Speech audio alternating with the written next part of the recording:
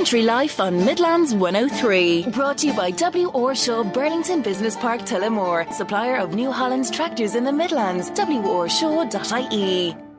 Now, good evening and welcome to Country Life here on Midlands 103. It's Wednesday, 29th of July 2026. Thank you all for joining me this evening. MJ Clery with you until 8 p.m, as always, here on a Wednesday evening, bringing you the latest from the Midlands and further afield from the worlds of agriculture, food and agri-business. Now, this evening, we have lots on offer here over the course of the hour. In a moment, Declan Hanrahan from the IFA joins me live from Brussels with an update on the Brazilian beef ban mooted to take place in September. Also, we will have a word on the cattle trade and how the drought is affecting that lighter store trade at the moment in March. Now, a question for you. Is there an old derelict building on your farm, or indeed a farmhouse, in need of modernisation? So if so, there could be some SEAI grants that you could apply for. Stephen Farley will run through them later with us and how you can apply and what amounts you may be able to get. We also have a young lady from Offaly joining us in studio on the programme this evening. Leah Shaw, from a farming background in Clarine in South Offaly, is raising money for a really important cause, suicide awareness. She's taking to the skies. She's doing a parachute jump next month, and she's going to tell us all about that a little bit here on in the programme. Finally this evening, Harvest for Health is something that Laois County Council are running next month. It's for the farming community to get out and get active, and the best part of it all is it is free. Fiona Skehan will join me later to chat all about it, and also in relation to health. There are free health checks taking place in Tullamore Mart tomorrow. Alice Doyle is going to give us the information on those. So now we will start this evening, as I said, Declan Hanrahan joining us live from Brussels. Declan, many thanks for taking my call this evening. Thanks very much, MJ. Thank you. Declan, tell us what exactly you are doing out in that part of the world, please. With myself and Lee McHale and Noel Banville, representatives of IFA in the European offices, we met with senior staff from DJ Sante today to get more of an insight into the ban on Brazilian beef from the 3rd of September, and to get the protocols around it and what way they were going further with it, and to relay the reservations that we have that Brazil are not able to meet the standards that the European farmers and most especially Irish farmers are producing to. As it stands, Declan, we're led to believe that Brazilian beef's going to be banned from the start of September on. So where are we in relation to that? Is that still how it stands at the moment, or how is it going to work in, approximately 5 weeks' time? Yeah, we would have seen that they would have given Brazil up to the 3rd of September to get their show in order, but I think there's an acceptance out there that that's not going to be possible. And we see from Brazil a severe front-loading of beef into Europe, because you must realise up to the 2nd of September, beef will be allowed to come in. That's once when it's certified under the present protocols. And if it's banned then, which we would be more than likely probably will see from the 3rd, then the cattle after that date, because the Brazilians don't meet the conditions, most especially on the AMR, antimicrobial resistance, because that was highlighted with the delegation that went out from the Irish Farmers Association and the journal, and highlighted the abuse of the antibiotics and all. So that's the ground that has been banned from Europe.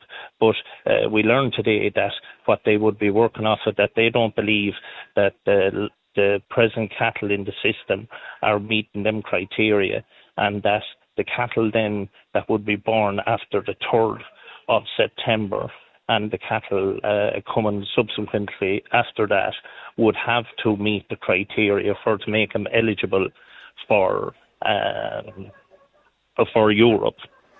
Yeah, well, sure. I suppose realistically, Declan, it's not going to change in the next, as I said, 5 weeks. So if it's not meeting the standards now, it's not going to meet it then. So it's realistically, if we were to take a punt on it, it's a positive story, and it should be banned from that point on, which is going to add to our own beef here in Europe, especially us as Irish farmers, as you keep saying, producing to that higher standard. We need to be recognised for it.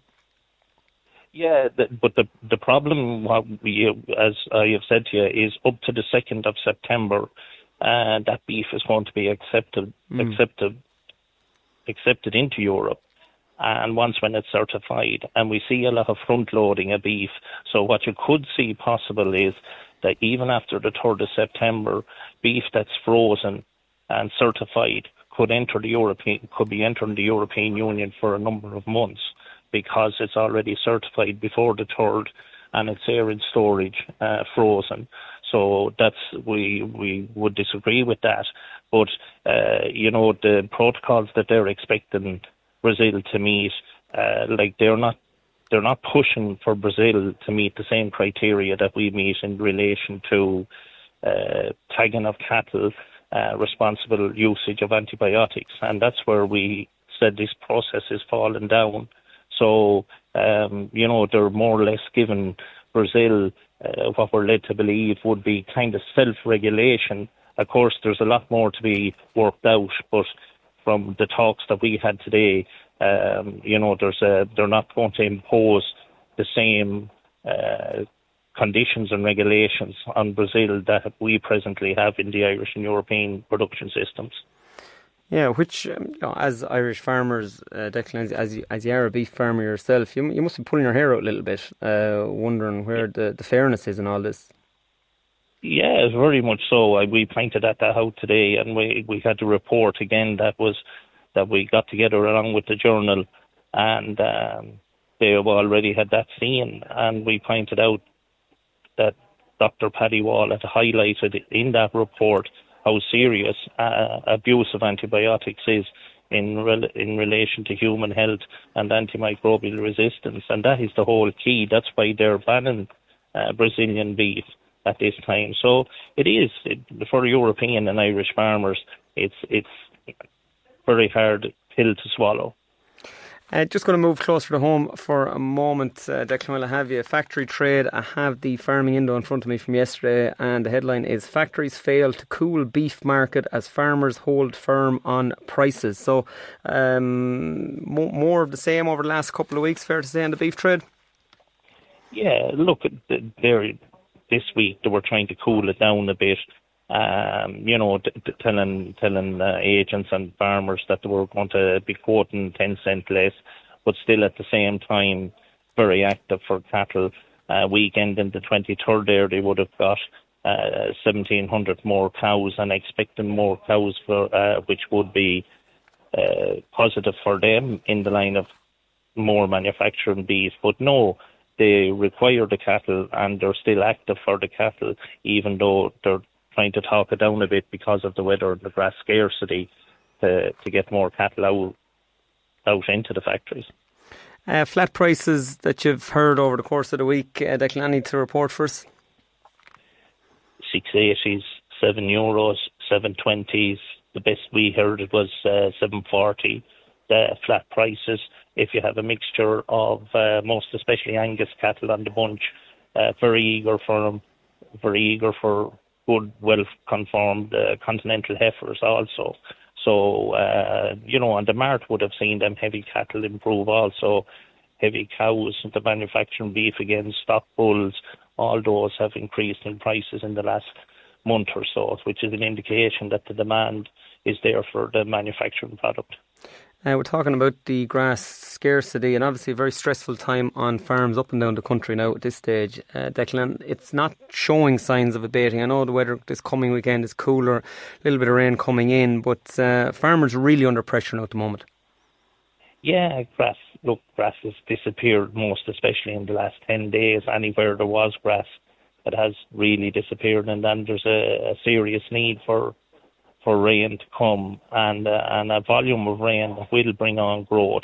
Not just the Midlands has been starved of rain. Other areas may have got somewhat a certain amount of rain, but the Midlands is in a bad way now for rain and needs it, and needs the volume of it to get grass growing again. And that has had a knock-on effect then onto the mart trade and the lighter stores. Look, realistically, people aren't going to be buying those cattle when they don't have any feed at the moment, but it is starting to show.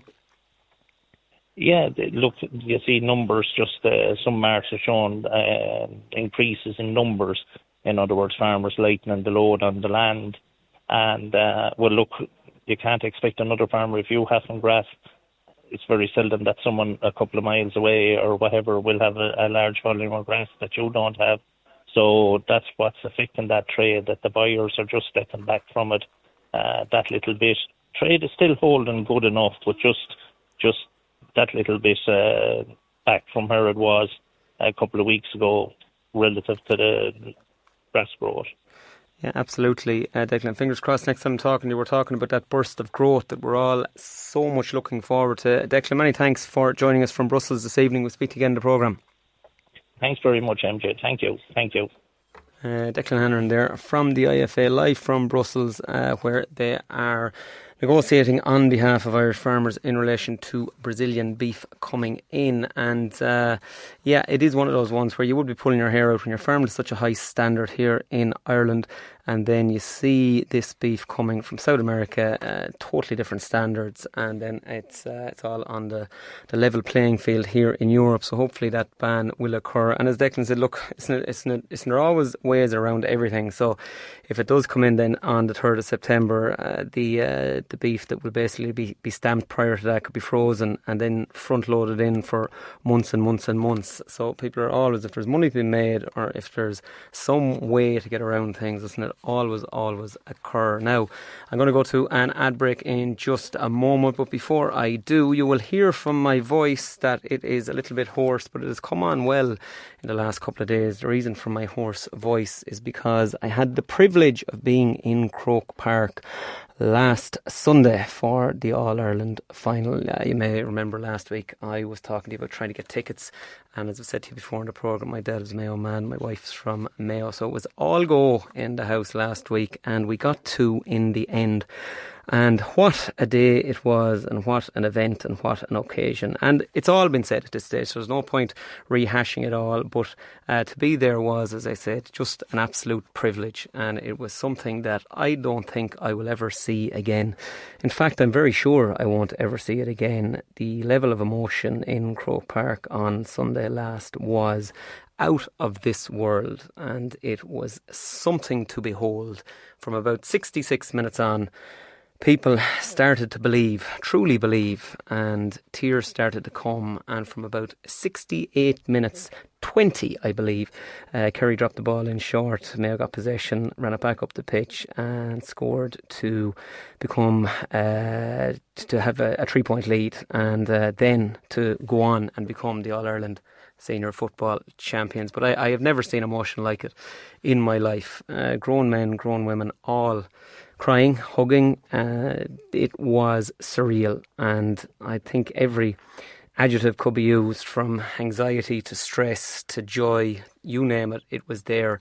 And when the buzzer went, people were in just total disbelief, and I think that's what has occurred for the last number of days. But what an occasion it was, and what an event. And I'm watching the celebrations all week long in Mayo, Monday night in Castlebar, and through to today. The team are gone to Ballina and gone to Belmullet this evening, and my friends in the west of Ireland have all told me that Belmullet at the best of times is a place where the nightlife goes on late, shall we say. So tonight I think it's going to go on and on and on and on. And I also heard a rumour that possibly the Saw Doctors might be making an appearance in Belmullet tonight. And I think if that is the case, I don't think the party is going to stop at all.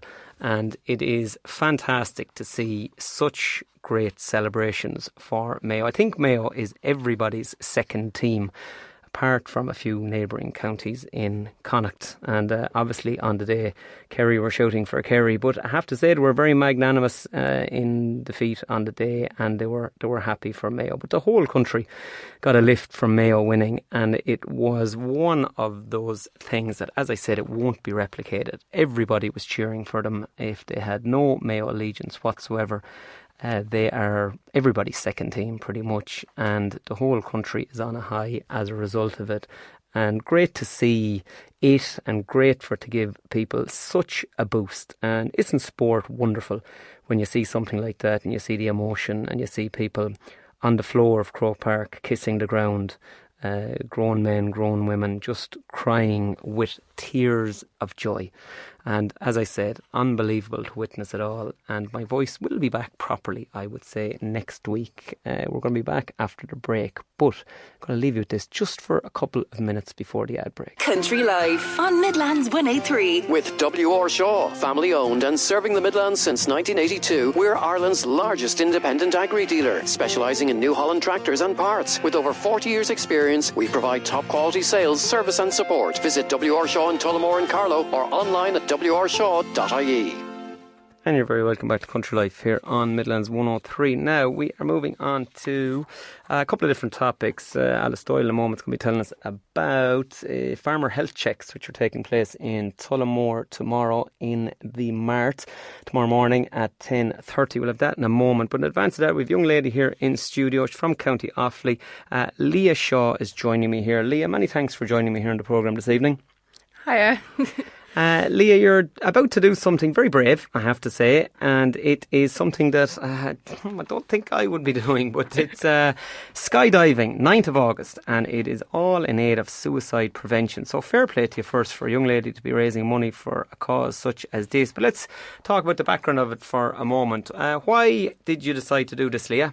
Well, it's myself and a classmate, Samantha Shaughnessy. We're both studying psychology in HU Sligo, and we were both just, I suppose suicide is a very prevalent topic in Ireland and something that's not openly discussed. And what YSPI do is provide education about suicide.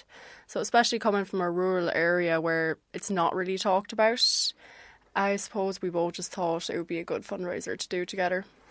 Yeah, absolutely. And the study of psychology, so how did you decide to get into such an area as that? As a young individual with your CEO form in front of you, there's so much choice now, and it's something we do in the programme regularly about where young people are going to go, the amount of opportunities there is. How did you choose psychology?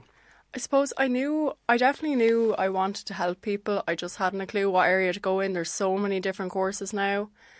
And I spotted this one in Sligo because it's a mixture of psychology and English, and I suppose just has a lot of choices afterwards. So I didn't have to fully decide straight away. But I always knew I wanted to help people, and I suppose by having a chat with someone you can make their day. So I suppose that's kind of why I chose that.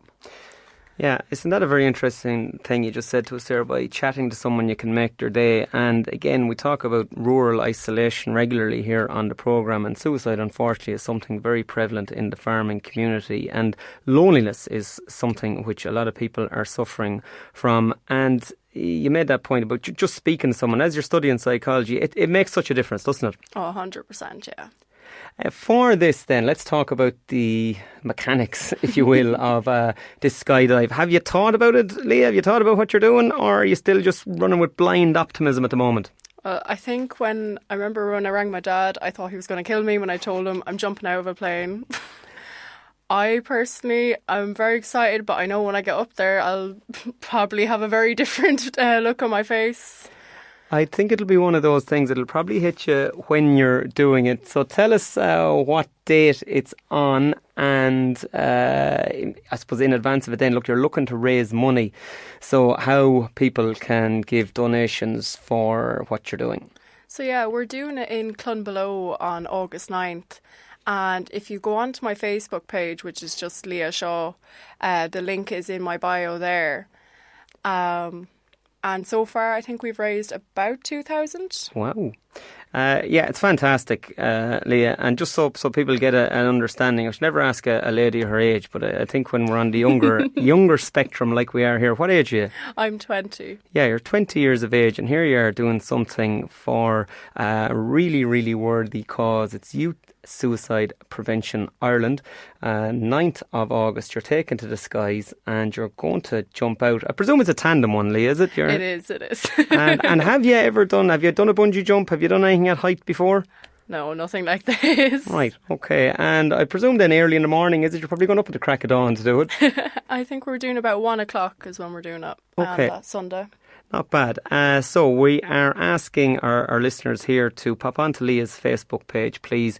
It's Leah Shaw on Facebook, and to give what you can to what is a really worthy cause and a young individual and her friend doing something for an exceptional charity. So Leah, we'll say many thanks for joining me here on the programme this evening. We'll give you a mention again this evening, and we'll give you a mention next week as well, and we want farmers to dip into their pockets. Thank you. Leah Shaw there in advance of her parachute jump. Leah and Sam skydiving on August 9th for suicide prevention. Now, we are just going to move across to something else in relation to health, and we have Alice Doyle on the line from the IFA. Alice, many thanks for taking my call this evening. Hi, MJ. How are you and all the listeners up in the Midlands? We're good, Alice, and for people who wish to head to Tullamore Mart tomorrow, they can find out how good they are, I suppose. Absolutely, and tomorrow is a very important day in the Midlands, particularly around the Tullamore area and in Tullamore Mart. IFA have been running health checks for the last, they're going to their third year now, and these health checks are funded by the Department of Agriculture and delivered by a group called Clery, who are professionals at this. And they're aimed at farmers and farmers' wives and farmers' families, but everybody is included. We'd never turn anybody away. So anybody that's in the area of Tullamore Mart tomorrow, they're very welcome to come. And I'll give you a little flavour of what they can find out, because we all know, as Leah even spoke about there, health, physical and mental health is so important. And it's very important that you get your health checks done.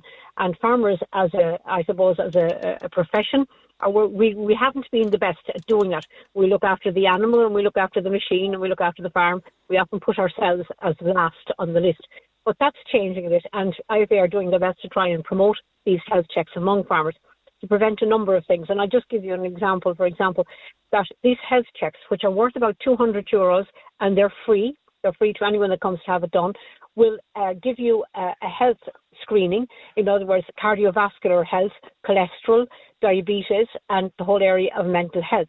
So it also has a preventative section to it, insofar as we know that if people go and have these checks done, it gives them an opportunity to prevent risks coming down the line and highlight risks coming down the line, like cancer and the risks caused by smoking, excessive alcohol addiction. So you get an opportunity to discuss this all in confidence with your health professional on the day. And the good thing about it is that these health checks are very accessible. They're private. They're in the health unit van.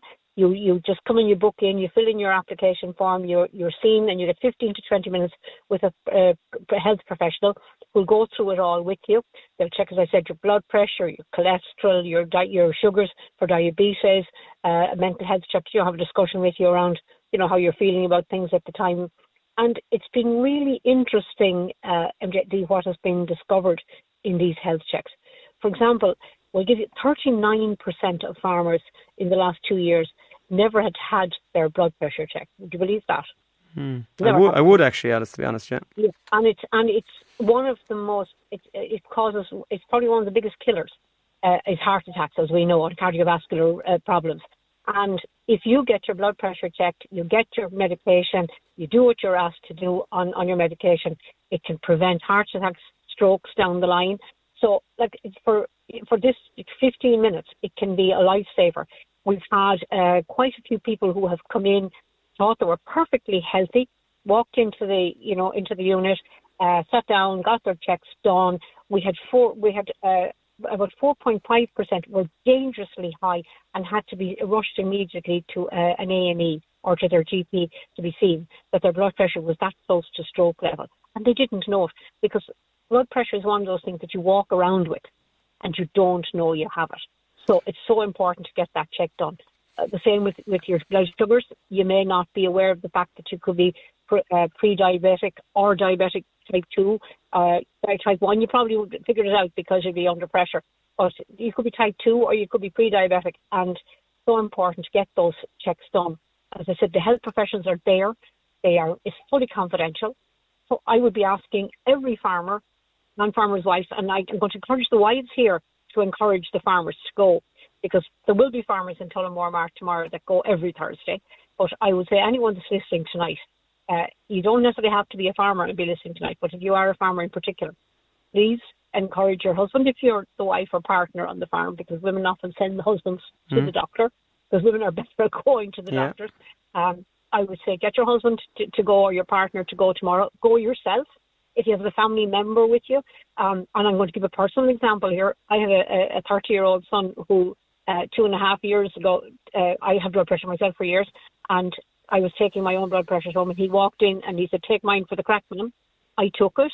It was high. I was a bit concerned. I said to him, when you go back to work in Dublin, on Monday, get it checked out. And he was in the Blackrock Clinic the next day. And he has high blood pressure, didn't know it, rugby player, didn't know he had it, and will have it for the rest of his life. It's genetic. It's something he just has. So I would say, bring your adult children as well. Don't be afraid to encourage them to go in tomorrow and have their check done. And it's very manageable. If you get your check and you discover you have blood pressure, or you're diabetic or your cholesterol high, all very manageable and could save lives. And that's what we're about in these, as well as the opportunity to discuss how you're feeling, mentally as well. And all these are professionals who will help you out and recommend to you what you should do if you have a difficulty. I can't add anything to that, Alice. Well said, and a great piece there. And if somebody is listening and they were on the fence, I think they'll definitively be over the fence now and heading to Tullamore Mart tomorrow. I'm going to say many thanks for joining me, Alice, and we'll speak to you again in the programme. Just 10:30 tomorrow, MJ. Make sure that it's 10:30, as in from 10:30 tomorrow in Tullamore Mart. Perfect stuff. Alice Doyle there from the IFA giving us the details on tomorrow morning. And as Alice said, it is all about just taking the time out to go and to do a check, especially in relation to blood pressure. These things take only a matter of seconds. And we've had many an individual on the programme here over the years who have talked about getting a check done and how it has led then to saving their life. Simple as that. So all free as well tomorrow. It's delivered by Clery, the Heart Foundation, Tullamore Mart tomorrow at 10:30. You don't need an appointment, you just go. Now, after the break, we are going to be talking to Stephen Farrelly. He's from the SEAI. So if you have possibly an old house on the farm, or you maybe have your own farmhouse, or you may have some other property which is in need of some updating, there are grants available from the SEAI, and we're going to hear all about them in just a moment. Stay tuned. Country Life on Midlands 103. Brought to you by W.R. Shaw, where New Holland isn't just a brand, it's our passion. For over 40 years, we've been Ireland's trusted name for New Holland tractors, parts and farm machinery. Whether you need new, used or ex-hire tractors, we've got you covered. wrshaw.ie. And you're very welcome back to Country Life here on Midlands 103. Now, SEAI and grants, what we're talking about for the next few moments here. Stephen Farrelly from the SEAI is joining me. Stephen, many thanks for taking my call this evening. No bother, MJ. Thanks for having us on. You're very welcome. So look, farmers like grants, Stephen. We're always trying to get something if we can, be it a TAMS grant if we're doing a shed at home, or if we're doing something over the years. If it's there, we'll have a go at it. And now I suppose more of the average individual is going down this route as well. The SEAI grants are something you hear lots of people talk about now, be it for insulation or be it for solar panels or whatever the case may be. And it's great. It's great they're there, and it's great to get the information out about it. We're going to start this evening with, it's a specific one, and it's for farmhouses. Can you tell us a little bit about this, Stephen, please? Yeah, no problem. And thanks for having us on again. But ultimately, farmhouses or even any type of house, we're trying to reduce people's, I suppose, energy demand in terms of where we are in terms of the price of oil and gas and instability in the world, in terms of the cost, say, of home heating oil today compared to what it was 12 months ago. But what we're trying to do, we have a kind of a grant offering available for homeowners via an individual route on our website, or a whole house complete upgrade route on our website as well. And the individual route is more so for homeowners or farmers who are looking to upgrade their home, say, over a 4 or 5 year period, and want to select their own contractors. We've about 300 or 400 registered contractors on our website. Or we have the complete home energy upgrade route, where people can do an extensive home energy upgrade in one go, done through one of our 31 one-stop shops, which are documented on the website, and they're all linked to homes built before 2011. But we have a pilot ongoing via the one-stop shop, more for traditional homes. And it's the same grants on offer as we have on the one-stop shop, which caps at about 37k. So there's significant grants on offer there, say for a heat pump. So these grants would have been increased in February this year. There's huge demand. So there's a 12.5k grant for a heat pump available for traditionally built homes. We've a window and door grant, newly introduced window and door grants in February, and that's 4k for a homeowner who's looking to improve their windows in their home on the basis that they've good wall and attic insulation. And we've also increased the attic and cavity wall insulation grant to the order of 80%. So if a homeowner is living in that type of kind of solid wall construction home, say the farmhouses that we see around the country today, what I'd encourage them to do is go onto our website under the Traditional Homes Pilot and look for a one-stop shop. And they'll guide you through the Traditional Homes Energy Upgrade Project, and they'll encourage you. And then, as part of the scheme, you need to engage the conservation architect who will kind of help you devise an appropriate specification for your home and kind of oversee your project from there out. But in terms of it being delivered, it's been delivered through the one-stop shops, and they'll kind of manage your project end to end, because we know that kind of a whole house retrofit can be an intimidating, or it can be, people don't know to start. So that's how we've introduced our one-stop shops, who are expert at delivering these type of projects, and we'll take the project through from applying for the grant all the way to sign off at the end. So there's a bit of assurance there. And via the one-stop shop and Traditional Homes Pilot, the grant is deducted up front. And to give you an example of that, works could cost in the order, say, of 65, 70k. If there's a grant of 25k on offer, that 25k is deducted up front, and the homeowner is looking for the balance. So in this case, 35, 40k. So it's trying to create a pathway there for people who want to do it kind of year by year, say over a 5-year project. There's the individual grant route, and if people want to do it in one go via one-stop shop and avail of the Traditional Homes Pilot, it's there as well. So there's a pathway to suit most people. Yeah, and what you just alluded to there, Stephen, the fact that you can get the money up front, that is very good, because I know the derelict home grant, not to do it yourselves, but it's worth X amount, but you have to do it all up front, and this is what I hear people saying, look, it's just very hard to do it all up front and then get the money back. So the fact that it's been done like this is going to make it far more accessible to people. Sometimes, Stephen, when people hear about applying for grants and paperwork in general, they shudder and they say, oh, I don't know, it's just going to be so much work. For your grants and through the SEAI website, should people be afraid of applying for these, or is it straightforward? No, it's a great question, and a lot of people have that perception out there. So if people want to do a whole house retrofit, so maybe 4 or 5 measures, and go down the one-stop shop route, we have the one-stop shops registered, and their job is to do the paperwork for the homeowner. So all that is taken off the homeowner's hands. So the one-stop shop is expert at getting these grants, doing the administration work and overseeing the job, and they deduct the grant off up front. So all that is taken away from the homeowner. If they want to go down an individual route and maybe get attic insulation 1 year, wall insulation another year, windows and doors year 3, on the individual route, we have an online application wizard where the homeowner just goes onto our website, clicks on individual grants, and they fill in the application form and they press enter and they get immediate grant approval. Okay, and we also have a register of our appointed contractors who've been vetted by SEI in terms of tax compliance and all the financial checks, and they can call 2 or 3 of them, get a quote. You know yourself, getting 2 or 3 quotes, you get a good idea of what an honest cost to do the work is. But it's kind of, over the past 3 or 4 years, we've really worked on streamlining the application process, leaning it towards kind of our online application forms with instant approval, and via the one-stop shops, we've entities there will take all that away from the homeowner and do all the paperwork for them, you know.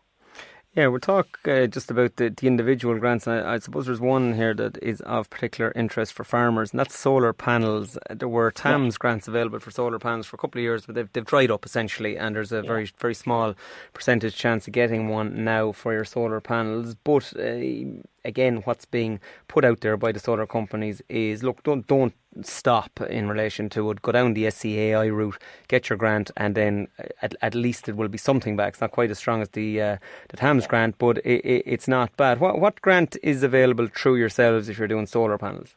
Oh, solar PV, domestic solar PV is hugely popular. We're up 80% compared to last year, which is seriously significant.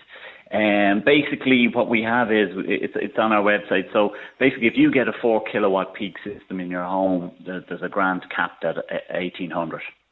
Okay, and we've a list of solar PV registered installers out there. Again, they're available on our website, and they'll talk you through the whole application process.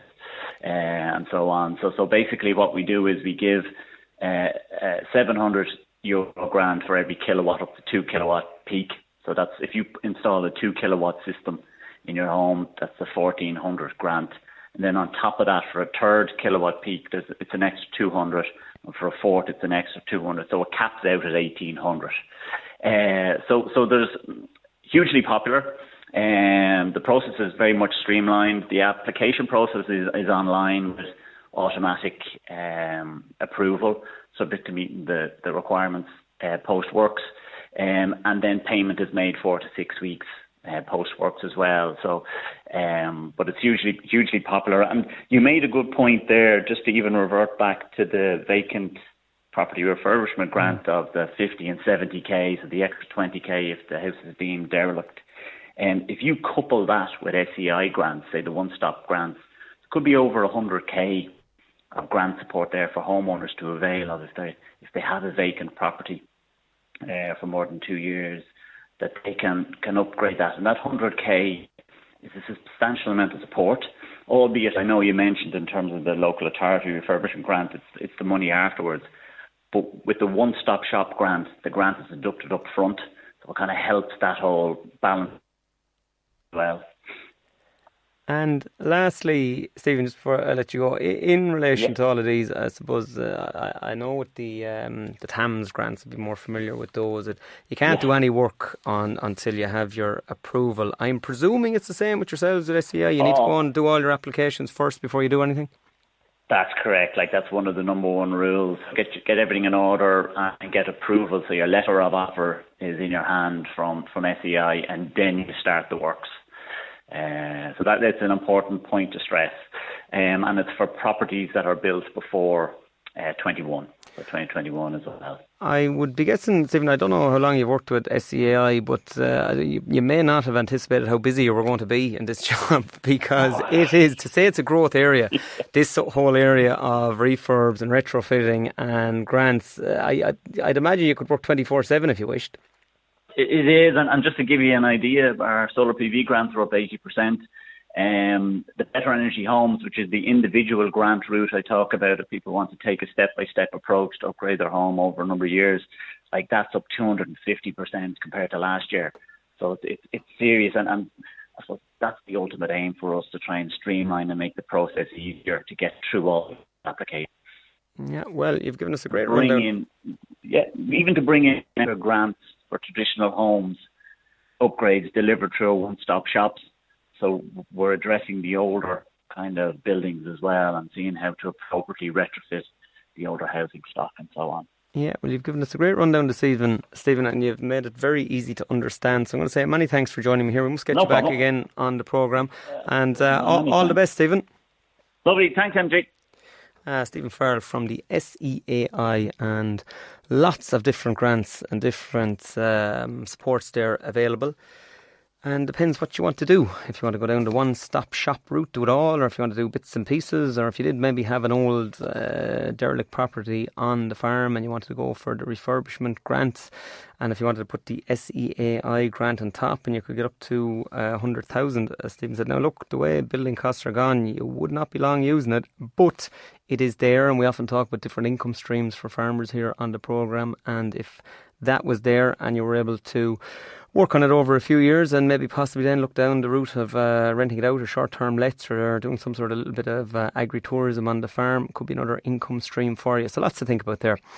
Coming up after the break, we're going to speak to Fiona Skehan. She's from Laois County Council. She's in charge of what is called Harvest for Health, taking place in a couple of weeks. So it's about getting out, getting active If you're part of the farming community, stay tuned. Country Life on Midlands 103. With W.R. Shaw. Looking for the best in farm machinery? We've been supplying top quality New Holland tractors and parts and providing service since 1982. Our expert team is here to keep your farm running smoothly with branches in Tullamore and Carlow. Visit wrshaw.ie today.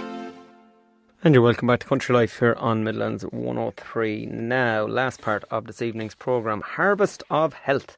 That's what it's called. And Fiona Skehan knows all about it. Fiona, many thanks for joining me here. Thanks, MJ, for inviting me on the programme this evening. You're very welcome, Fiona. So tell us a little bit about it. Harvest of Health. What is it? Well, we got funding from the Department of Agriculture for a farmer health and safety wellbeing project, which we titled Harvest of Health.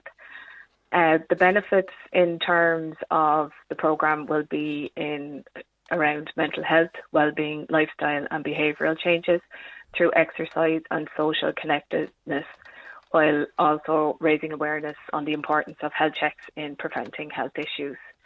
So I'm partnered with Laois Community Safety Partnership, and in collaboration with Laois Sports Partnership and UPMC Hospital Group, we'll roll out a free 8-week hybrid exercise and health education programme for adults working in the farming community. Laois Sports Partnership are partnered with EduFit, so they will run exercise sessions twice weekly that incorporate strength, balance, mobility, flexibility and aerobic training, along with weekly health education workshops. So they're both online and in person. They start on the 10th of August at 7:45. Online exercise, then at 8:30 until 10 to 9 there's a stretch and mobility online exercise, and at 7:30 to 8:30 you can attend in person at Mountrath Martial Arts and Fitness Academy, and then Wednesday they have in person in Mountrath again from 7:30 to 8:30, and Thursday they run a health masterclass online between 1 and 1:20 p.m. and then online exercise from 7 until 7:45, which is lift. And all online classes are via Zoom, and they'll be delivered by EduFit. So there's a mix between your online and your in-person. I'm looking here at the prime time for farmers in Mountrath, and it's in the Martial Arts and Fitness Academy. What are farmers going to be at? Or, as we say, people from the agri community. You don't have to be a farmer. You could be a farmer's wife or partner, or you could be involved in agri contracting or whatever the case may be. But some level of agri element to your life. But what are the farmers going to be doing for that one, Fiona? Well, they'll have strength and conditioning. They'll improve fitness, mobility and their well-being. So everything is designed for all fitness levels and clinical conditions. So we would ask that farmers would go on to Laois County Council's website, www.laois.ie, and search under Harvest of Health, and you can have a look at what the exercises are available to you. So one of them is strength and mobility, the other is lift, and then there's a combination of cardio, fitness, and you can have a chat about nutrition and anything that you can do in between the exercises during the week before the next exercise session starts up again.